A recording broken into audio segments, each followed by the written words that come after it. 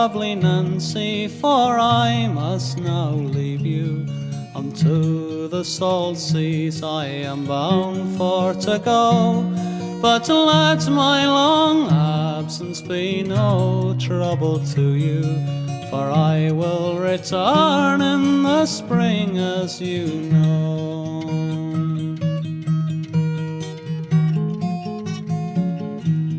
Like some pretty little sea boy, I will dress and go with you. In the deepest of dangers I shall stand. North Richmond Street.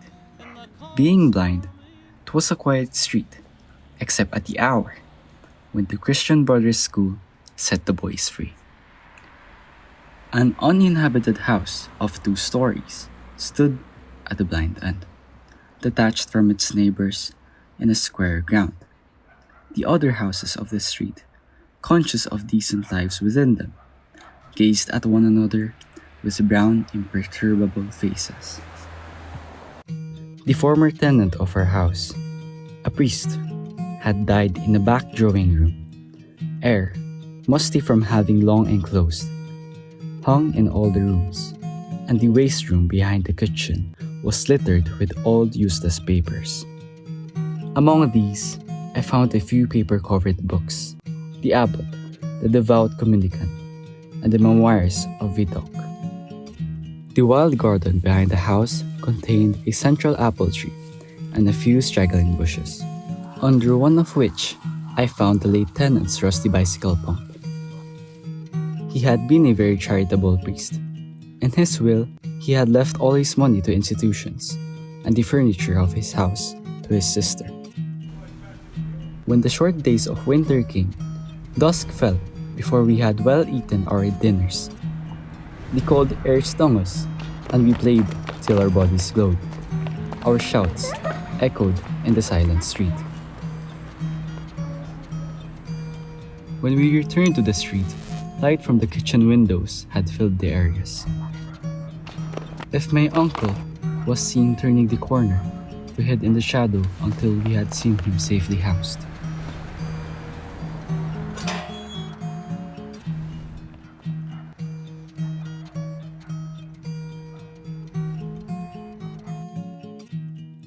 Or if Mangan's sister came out on the doorstep to call her brother into his tea. Mangan! Mangan! She was waiting for us. We watched her from our shadow peer up and down the street, her figure defined by the light from the half-open door. And I stood by the railings looking at her. Her dress swung as she moved her body, and the soft rope of her hair tossed from side to side. Every morning, I lay on the floor, in the front parlor, watching her door. When she came out on the doorstep, my heart leaped. I ran to the hall, seized my books, and followed her.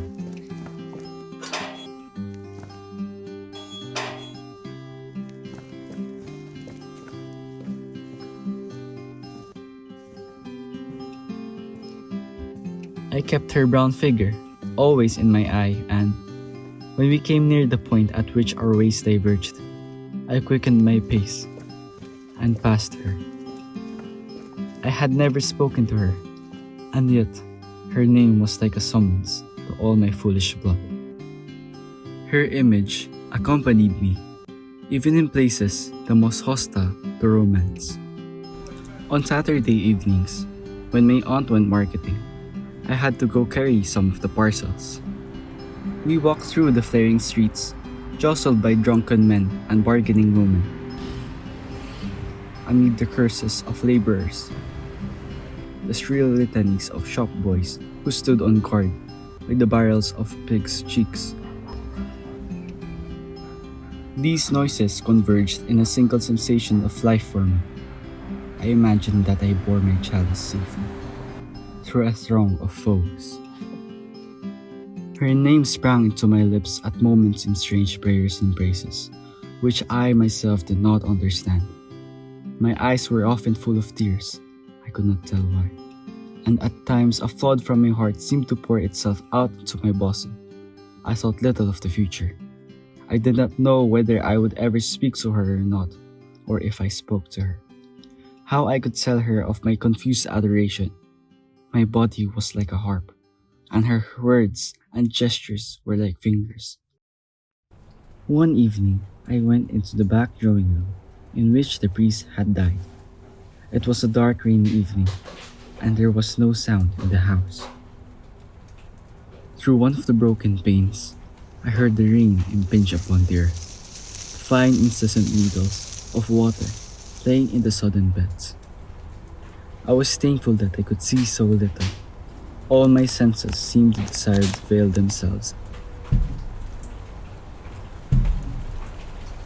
feeling that I was about to slip from them. I pressed the palms of my hand together until they trembled, murmuring, "Oh love," many times. At last, she spoke to me. Hey, how's your aunt? Hey, my aunt's okay. We went to the grocery a while ago. So, are you going to Araby? Araby? It's going to be a splendid bazaar and I would love to go. And why can't you come? Well, there's this retreat happening at my convent this week and I have to attend. Alright. Anyway, I have to go. Bye! What innumerable follies laid waste my waking and sleeping thoughts after that evening. I wished to annihilate the tedious intervening days. At night in my bedroom and by day in the classroom, her image came between me and the page I strove to read. The syllables of the word Araby were called to me through the silence in which my soul luxuriated and cast an eastern enchantment over me. I asked for leave to go to the bazaar on Saturday night. Aunt, can I go to the bazaar on a Saturday night? Well, okay, but it better not be a Freemason affair, boy. Yes, Aunt. On Saturday morning, I reminded my uncle that I wished to go to the bazaar in the evening. Have you seen my brush? I think it's over there, Uncle. Ah, I see it. Uncle, I want to go to the bazaar. Yes, boy, I know. As he was in the hall, I could not go into the front parlor and lie at the window. I felt the house in bad humor. The air was pitilessly raw, and already my heart misgave me. When I came home to dinner, my uncle had not yet been home. Still, it was early. From the front window, I saw my companions playing below in the street. Their cries reached me, weakened and indistinct, and, leaning my forehead against the cool glass, I looked over at the dark house where she lived. I may have stood there for an hour, seeing nothing but the brown-clad figure cast by my imagination, touched discreetly by the lamplight at the curved neck. When I came downstairs again, I found Miss Mercer sitting at the fire. She was an old, garrulous woman, a pawnbroker's widow, who collected used stamps for some perious purpose. I had to endure the gossip of the tea table. The meal was prolonged beyond an hour, and still my uncle did not come. Miss Mercer stood up to go. I'm sorry I have to go. It's getting really late. Oh, okay. I'll walk you home. Let's go.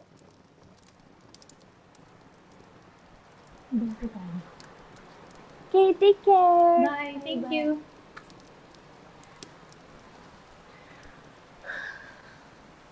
Hey, I'm afraid you have to put off the bazaar for this night of our Lord.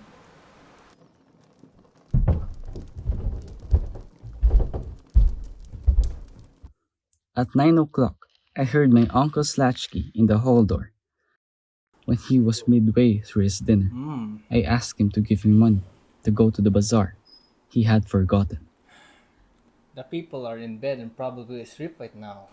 Can't you just give him the money and let him go? You've already kept him late as it is. Look, I'm sorry that I forgot about what I promised. But you know what they say? All work with no play makes Jack a dull boy. Where are you going anyway? The Araby Bazaar, Uncle. Oh, do you know about the Arab's farewell to his steed?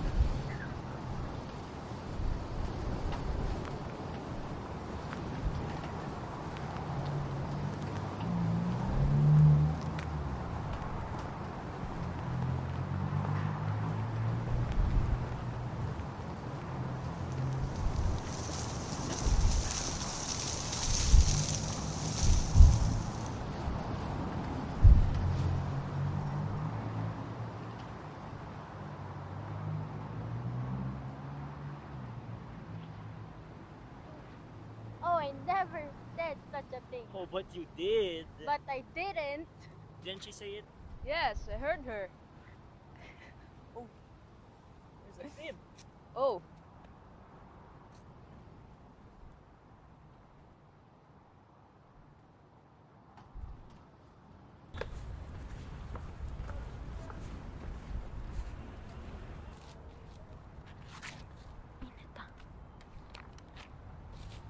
Do you wish to buy anything, boy? No, thank you.